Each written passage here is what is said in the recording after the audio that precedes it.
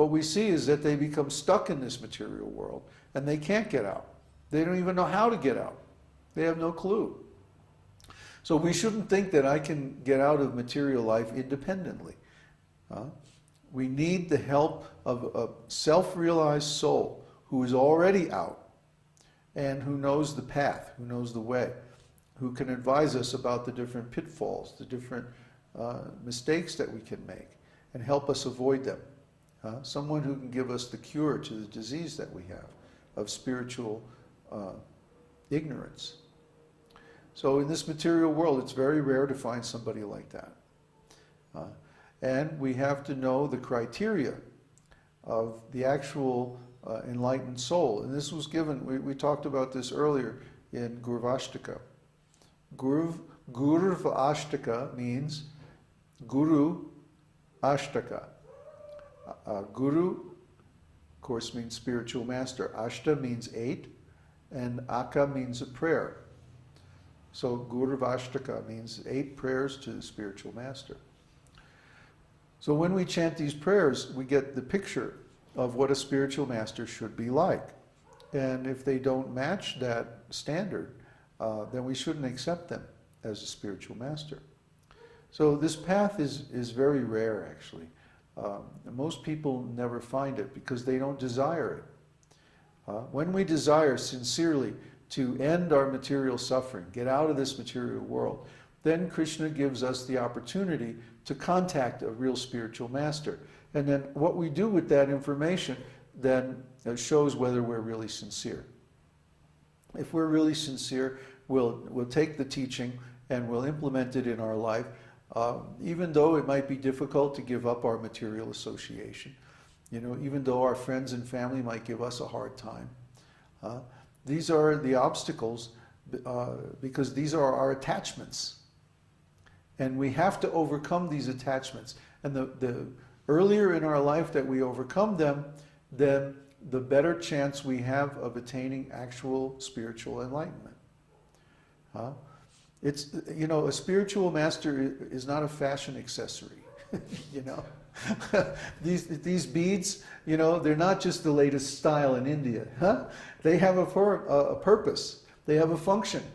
And similarly, Guru also has a purpose and a function in our life. So it's not that we just take because it's a fad, it's a fashion, you know, everybody's doing it, it's cool this year, you know. No, we take a guru because we want to really get out of this material life and we really want to dedicate ourselves to the service of the guru, and by that service we approach the Supreme Lord. That's the whole point. If we're doing some service or take some guru and we're not approaching the Supreme Lord, or we're not getting comprehensive knowledge of the spiritual world, like Rupa Goswami says, if we hear some shlokas or some poetry and they don't make our head spin, then what's the use of it? So this spiritual knowledge, it should be very advanced, very elevated. It should make our head spin.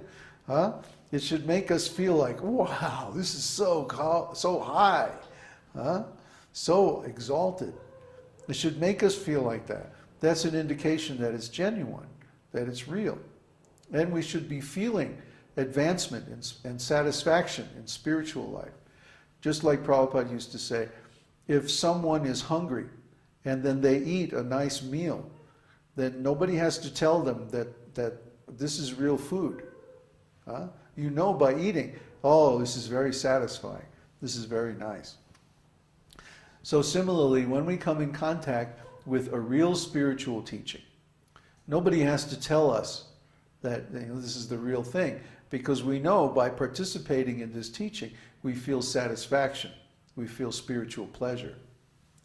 Nothing else can give us that pleasure, certainly nothing material. So we know when we get spiritual satisfaction, when we feel happy just by chanting something. Just singing this little song is going to make us happy. So happy that we can sing this little song for our whole life and never get tired of it. I mean, you know, could you do that with, you know, My Way? I did it my way. No, you can't. You sing that song once or twice and I don't want to hear it anymore. But when we chant Maha Mantra or when we chant any bona fide spiritual prayers or something, it's like we could chant it all day. Just by chanting we feel happy. We don't even know the meaning of the words, but somehow or other we feel happy. Well, that's because Krishna is responding from within our hearts. Krishna is there. He's present within us. And when we do something that pleases him, he reciprocates. He gives us spiritual pleasure. So we know when we feel this that we're on the right track. That's the indicator. That's the measure of how closely we're following the absolute truth. That when we feel causeless happiness, there's no cause, there's nothing happening. Nobody's giving us money or coming and giving us a back massage or telling us that they love us or anything. You know, nothing's happening. You're sitting there in the room counting the beads. Hare Krishna, Krishna Krishna, Hare.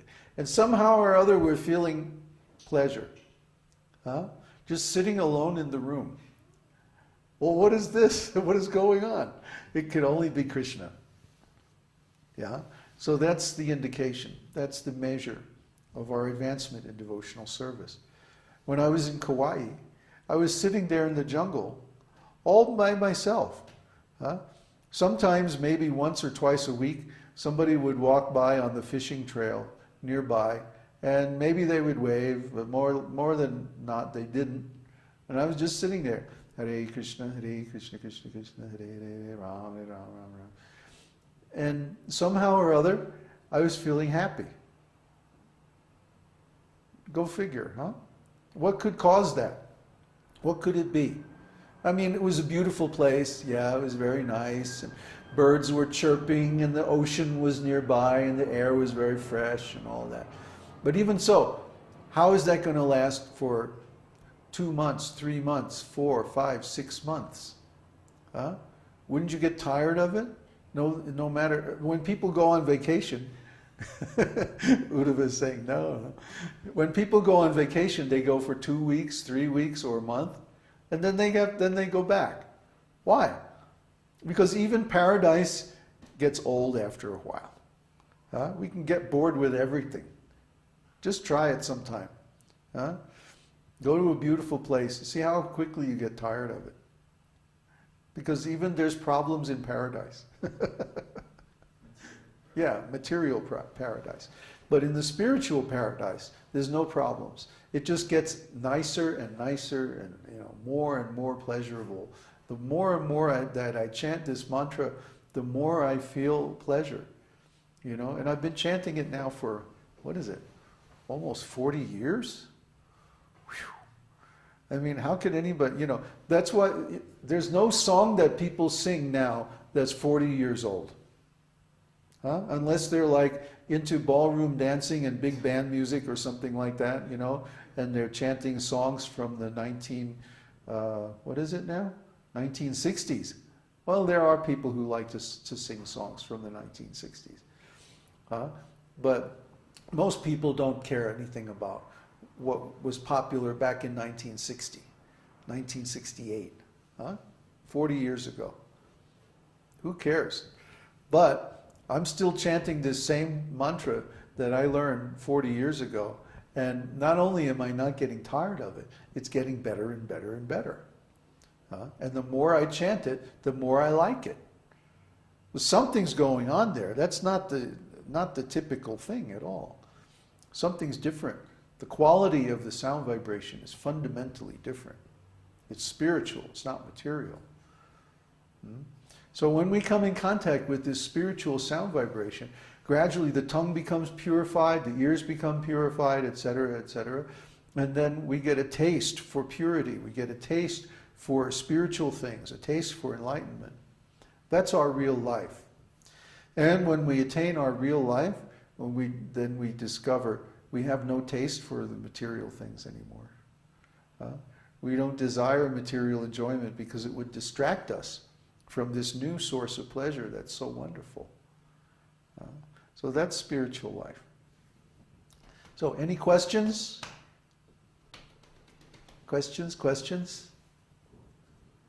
If there's no questions, then we'll chant Nrsimha mantra. No questions. Great. Okay.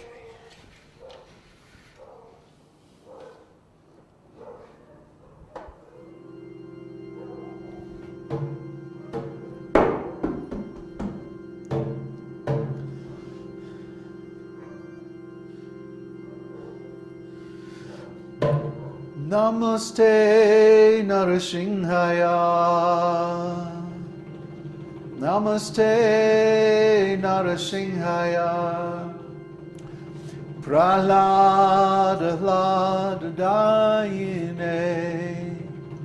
Prahlada Dayine.